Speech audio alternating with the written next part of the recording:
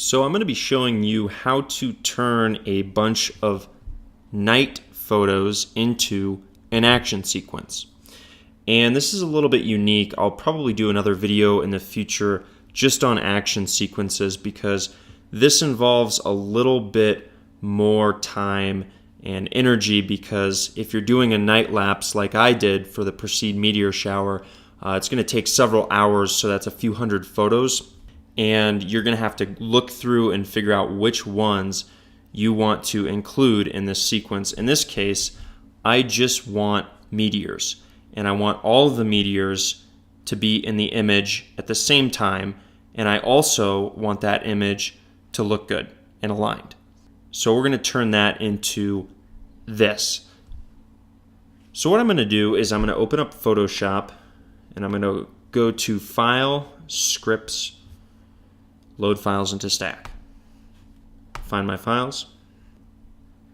And in this case, what I'm going to do is I'm going to click Attempt to automatically align source images, because if you have night photos of the sky in particular, the stars move with the rotation of the Earth, right? So you're going to have a blurred background if you don't automatically align the images. And if you take a night lapse that's over 3.5 hours, it's really not going to look that good for what we're trying to do. So I would suggest going between 2 and 3 hours is the max of where you want to be. Otherwise, it's just going to be blurry in the background. In this case, we want all of the stars in focus, and we also want all of the meteors in place at the same time. Let's fucking do it. And this might take a little bit of time because I have 23 photos here that I'm lining into a stack, and it's automatically aligning the backgrounds of the photos in the best way it can. And you're going to see it's going to look a little bit wonky here just because it's going to stretch and resize some of the images so that it doesn't get blurry in the background.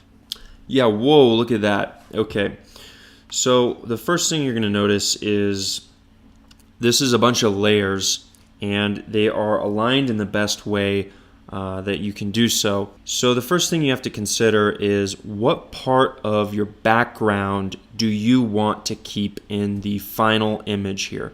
You can drag the layer that you want most of the background to look like to the very bottom of your stack.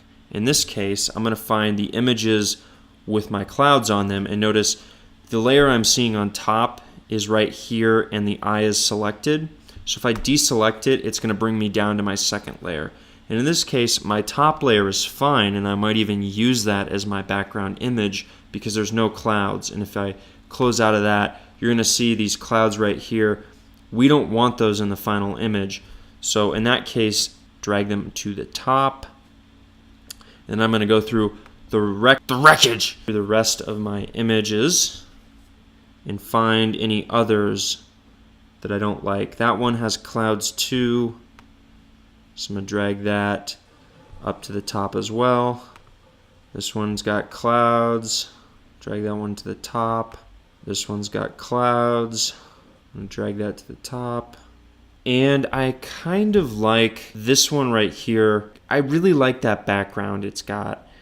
So I'm going to drag that one all the way to the bottom of my stack, and I'm going to make that my background image. So I'm going to keep doing this until I've layered them in a way that the top layers are reduced, but only add what you want in that image, in this case, the meteors. So we're going to use a mask and create a tool that's basically going to keep certain parts of our layers and add them to the one below.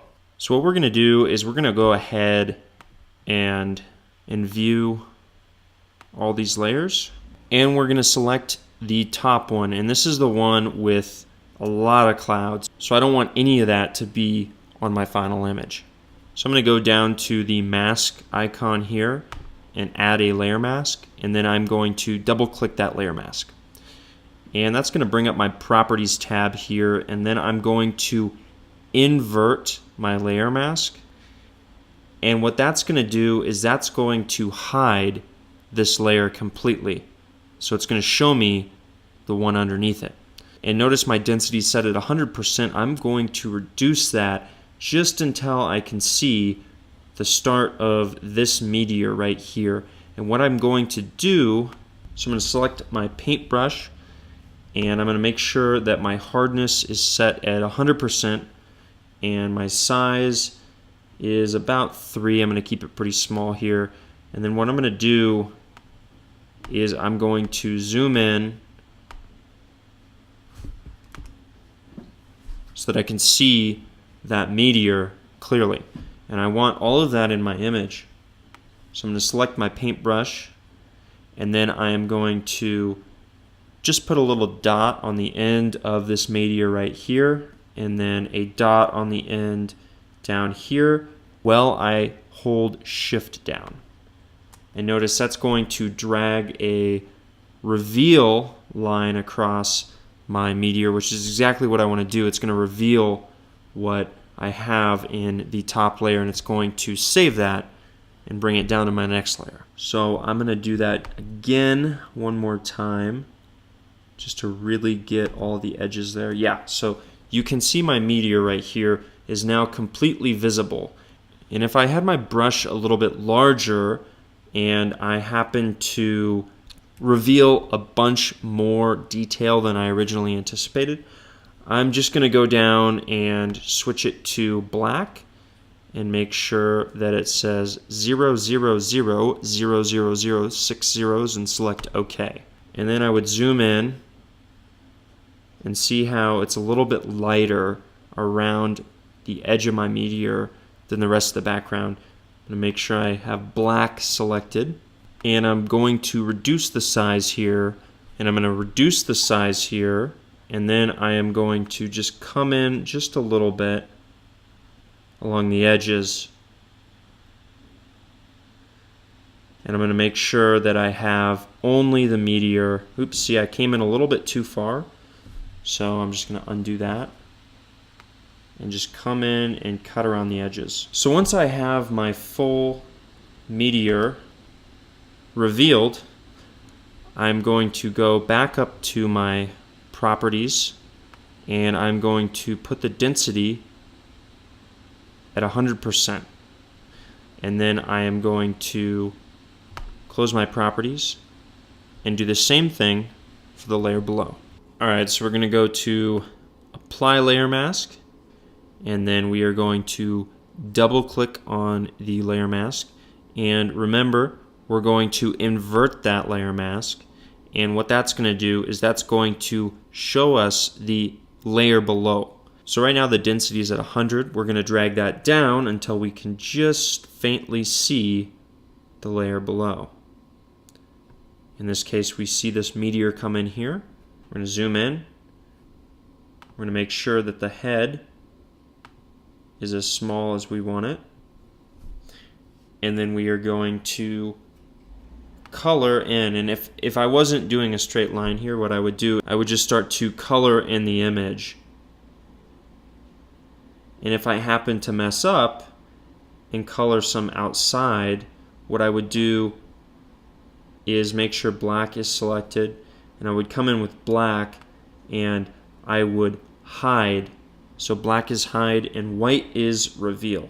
So this is a straight line, so what I'm going to do is I'm going to just tap on the end there, and then I'm going to hold down Shift and then tap on the other end, and that's going to reveal all of my meteor because the meteor is a nice straight line. So remember, I'm going to increase my density back to 100%. So what this does is this brings up the layer below, adding until you reach your bottom layer.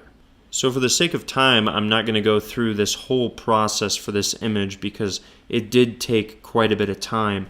But once you have all of your objects revealed on the layers above what you want your final background image to be, you would select all of your layers, and then you would go up to Layer, and then you would go to Flatten Image.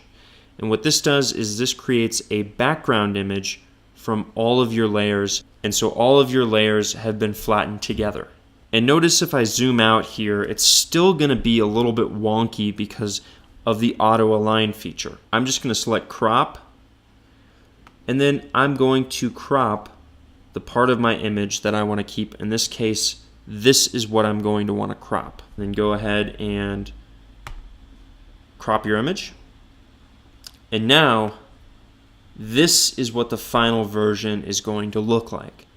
And then all you have to do is just save that, and then you're good to go.